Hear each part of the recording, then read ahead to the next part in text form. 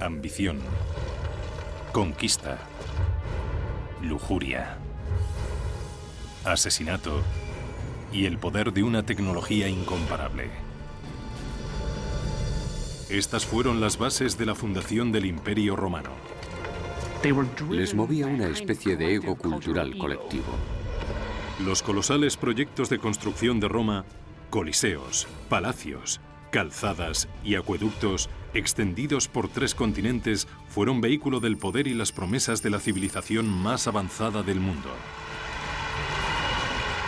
Estas estructuras se convirtieron en símbolos de esa idea que era Roma. Pero aunque los romanos dominaran el paisaje con sus enormes proezas arquitectónicas, a la larga se verían impotentes para evitar su propia autodestrucción.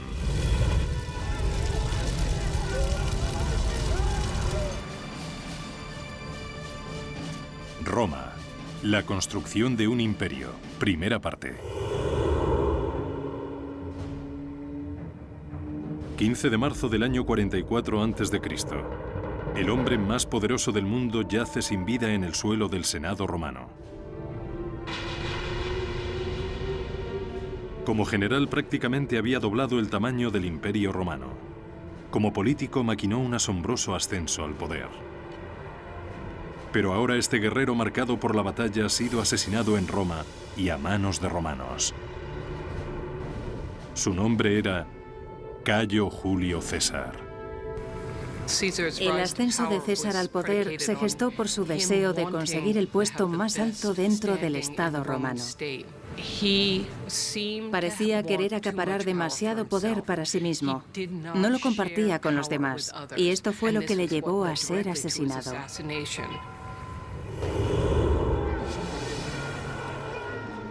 Unas décadas antes, el César general joven y ambicioso había reconocido que el camino hacia la gloria en Roma comenzaba en los campos de batalla, muy lejos de ella. Su afán por la conquista militar daría lugar a la construcción de una de las proezas de ingeniería más intimidantes de Roma.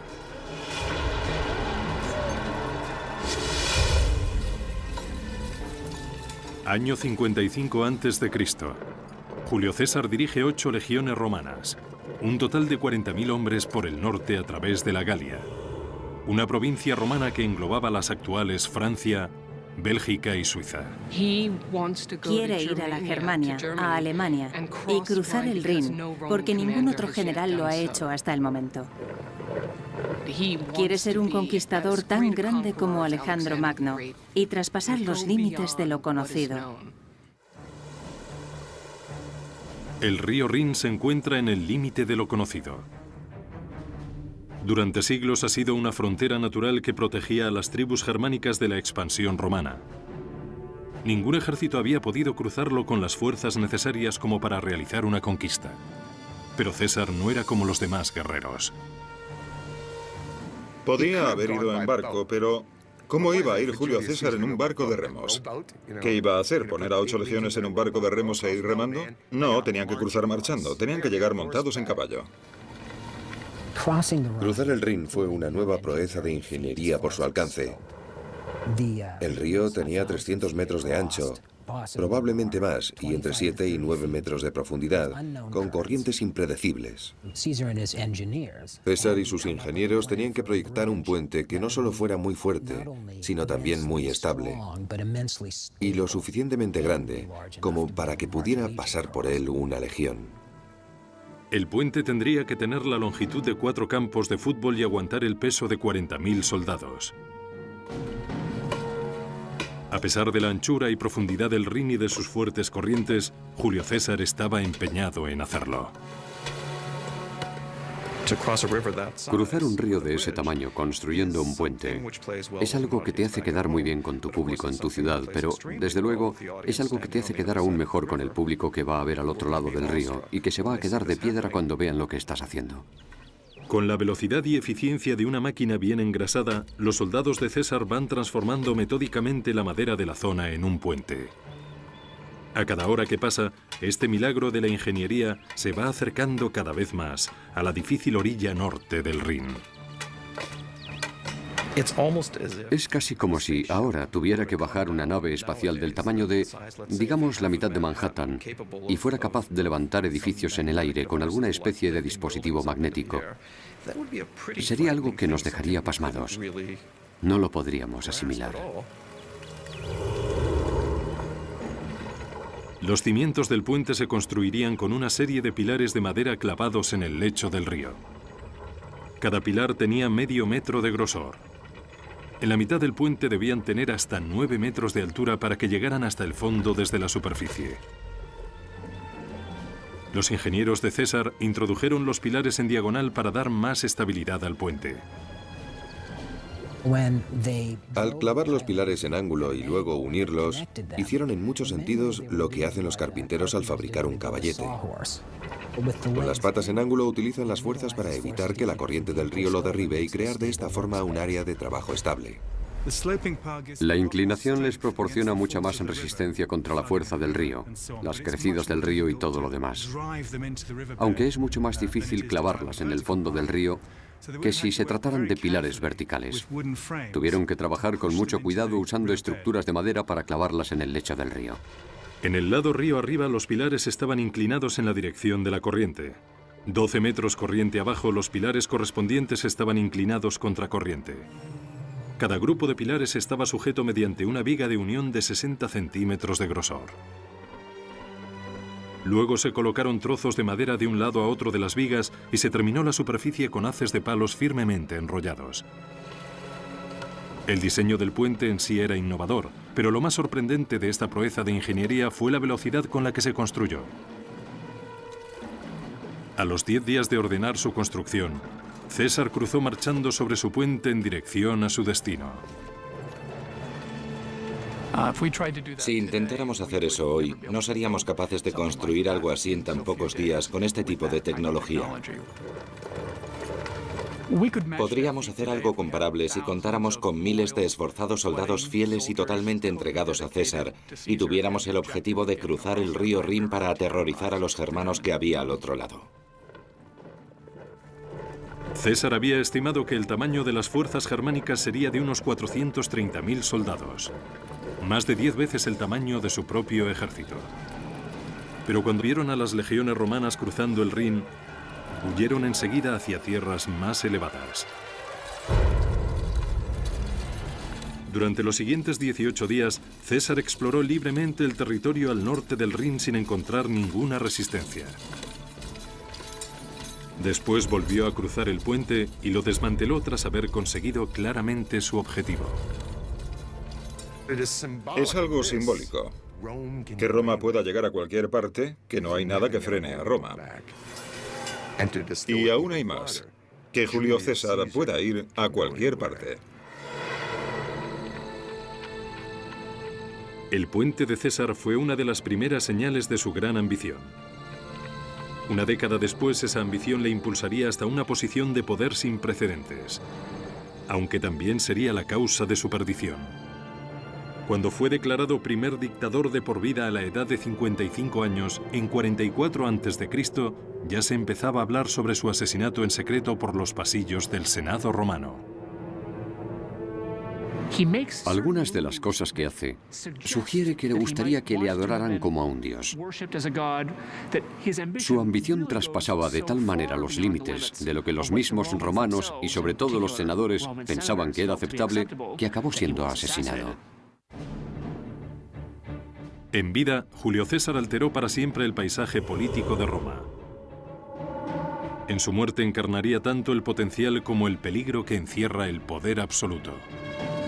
Cuando asesinaron a César, no había ninguna garantía de nada, excepto de que Roma podía acabar deshaciéndose completamente. El reinado de César fue un punto de inflexión en la historia política de Roma. Su conquista de la Galia amplió poderosamente el alcance de la influencia de Roma. Su consolidación del poder marcó la muerte de la República Romana dirigida por senadores y cónsules elegidos democráticamente, y el nacimiento de un imperio en el que emperadores tiránicos podrían gobernar con absoluta autoridad. Algunos usarían su poder para construir asombrosas maravillas arquitectónicas.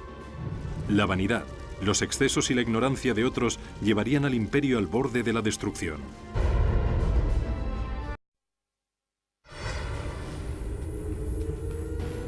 Ambición, conquista, lujuria, asesinato y el poder de una tecnología incomparable. Estas fueron las bases de la fundación del Imperio Romano.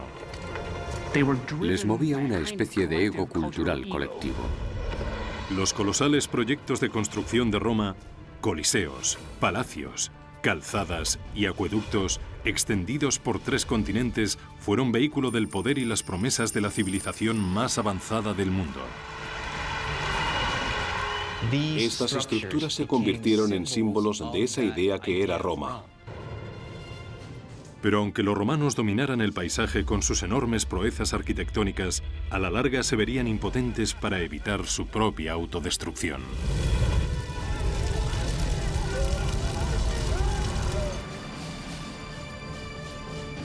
Roma, la construcción de un imperio. Primera parte. 15 de marzo del año 44 a.C. El hombre más poderoso del mundo yace sin vida en el suelo del Senado romano. Como general prácticamente había doblado el tamaño del Imperio Romano. Como político maquinó un asombroso ascenso al poder. Pero ahora este guerrero marcado por la batalla ha sido asesinado en Roma y a manos de romanos. Su nombre era Cayo Julio César. Ir Julio César en un barco de remos. ¿Qué iba a hacer? ¿Poner a 8 legiones en un barco de remos e ir remando? No, tenían que cruzar marchando. Tenían que llegar montados en caballo. Cruzar el Rin fue una nueva proeza de ingeniería por su alcance. El río tenía 300 metros de ancho, probablemente más, y entre 7 y 9 metros de profundidad, con corrientes impredecibles. César y sus ingenieros tenían que proyectar un puente que no solo fuera muy fuerte, sino también muy estable, y lo suficientemente grande como para que pudiera pasar por él una legión. El puente tendría que tener la longitud de 4 campos de fútbol y aguantar el peso de 40.000 soldados. A pesar de la anchura y profundidad del Rin y de sus fuertes corrientes, Julio César estaba empeñado en hacerlo. Cruzar un río de ese tamaño construyendo un puente es algo que te hace quedar muy bien con tu público en tu ciudad, pero, desde luego, es algo que te hace quedar aún mejor con el público que va a ver al otro lado del río y que se va a quedar de piedra cuando vean lo que estás haciendo. Con la velocidad y eficiencia de una máquina bien engrasada, los soldados de César van transformando metódicamente la madera de la zona en un puente. A cada hora que pasa, este milagro de la ingeniería se va acercando cada vez más a la difícil orilla norte del Rin. Es casi como si ahora tuviera que bajar una nave espacial del tamaño de, digamos, la mitad de Manhattan y fuera capaz de levantar edificios en el aire con alguna especie de dispositivo magnético. Sería algo que nos dejaría pasmados. No lo podríamos asimilar. Los cimientos del puente se construirían con una serie de pilares de madera clavados en el lecho del río. Cada pilar tenía medio metro de grosor. En la mitad del puente debían tener hasta 9 metros de altura para que llegaran hasta el fondo desde la superficie. Los ingenieros de César introdujeron los pilares en diagonal para dar más estabilidad al puente. Al clavar los pilares en ángulo y luego unirlos, hicieron en muchos sentidos lo que hacen los carpinteros al fabricar un caballete. Con las patas en ángulo utilizan las fuerzas para evitar que la corriente del río lo derribe y crear de esta forma un área de trabajo estable. La inclinación les proporciona mucha más resistencia contra la fuerza del río, las crecidas del río y todo lo demás. Aunque es mucho más difícil clavarlas en el fondo del río que si se trataran de pilares verticales. Tuvieron que trabajar con mucho cuidado usando estructuras de madera para clavarlas en el lecho del río. En el lado río arriba los pilares estaban inclinados en la dirección de la corriente. 12 metros corriente abajo los pilares correspondientes estaban inclinados contra corriente. Cada grupo de pilares estaba sujeto mediante una viga de unión de 60 centímetros de grosor. Luego se colocaron trozos de madera de un lado a otro de las vigas y se terminó la superficie con haces de palos firmemente enrollados. El diseño del puente en sí era innovador, pero lo más sorprendente de esta proeza de ingeniería fue la velocidad con la que se construyó. A los 10 días de ordenar su construcción, César cruzó marchando sobre su puente en dirección. El ascenso de César al poder se gestó por su deseo de conseguir el puesto más alto dentro del Estado romano. Parecía querer acaparar demasiado poder para sí mismo. No lo compartía con los demás, y esto fue lo que le llevó a ser asesinado.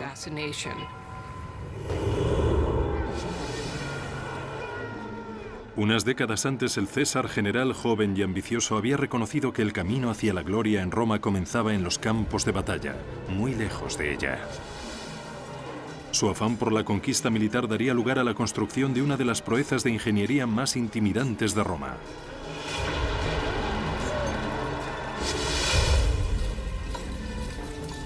Año 55 a.C.